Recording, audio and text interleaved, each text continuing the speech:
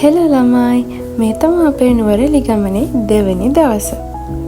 අද අපි යන්නේ ලස්සන පැත්තකට.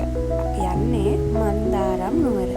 ඉතින් අපි උදේ මේ ශාර්ලා ගෙදරින් ඇවිල්ලා අපි මන්දාරම් නුවරට ආවා. දැන් මේ අපි යන තැනට යන ගමන. අපි යන්නේ ලස්සන දියැලක් බලන්න. අපි 6 දෙනා තනියම තමයි මේ ගමන යන්නේ. ඉෂාරා දන්නවා යන තැන, ඒ හින්දා බය වෙන්න දෙයක් නෑ.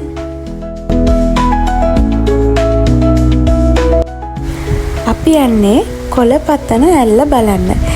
මෙතනින් තමයි ගමන ආරම්භ වෙන්නේ. අපි යන එද්දී අපිට හම්බුණා ලස්සන ඉස්කෝලයක්. එතකොට මෙතනින් එහාට හරිම ලස්සනයි.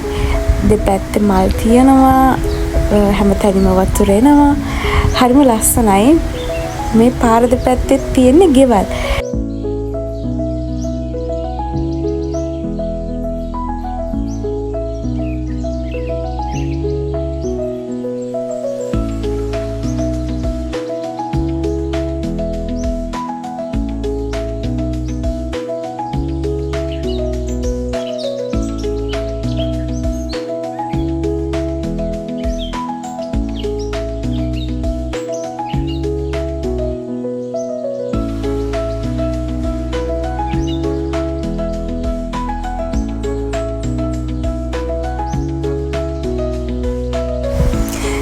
මේ හම්බුනේ අපිට චූටි දොළ පාරක්. මම හිතන්නේ මේ අර දියැලෙන් එන වතුර පාරක්. එතනත් මාරම ලස්සනයි.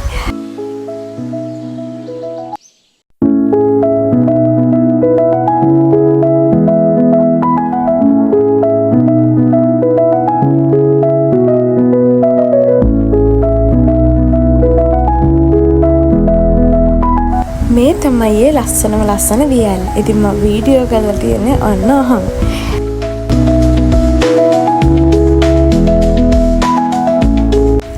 මේ ඉන්නේ අපි 6 දෙනා.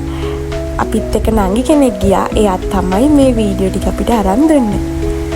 ඇත්තටම මේ දවසත් හරිම ලස්සනයි. මේ වීඩියෝ එක අවසානයේ අපේ 3 වෙනි දවසක් තියෙනවා.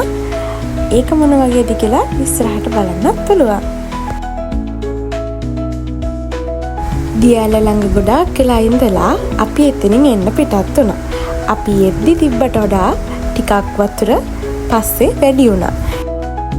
දැන් අපි හවස එතනින් නිරෝෂලා ගෙදරට ගියා.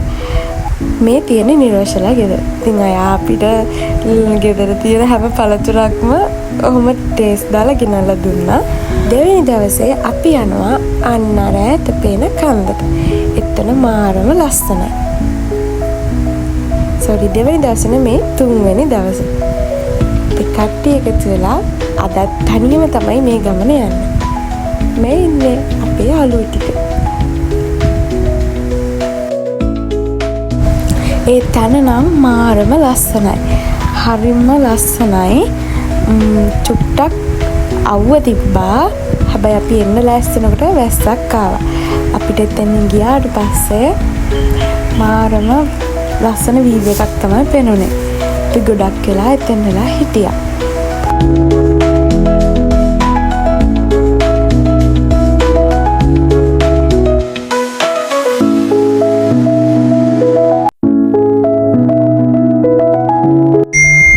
පේනවා නේද? අහස පිටිපස්සෙන් ගොඩක් කළු වෙලා තිබුණේ.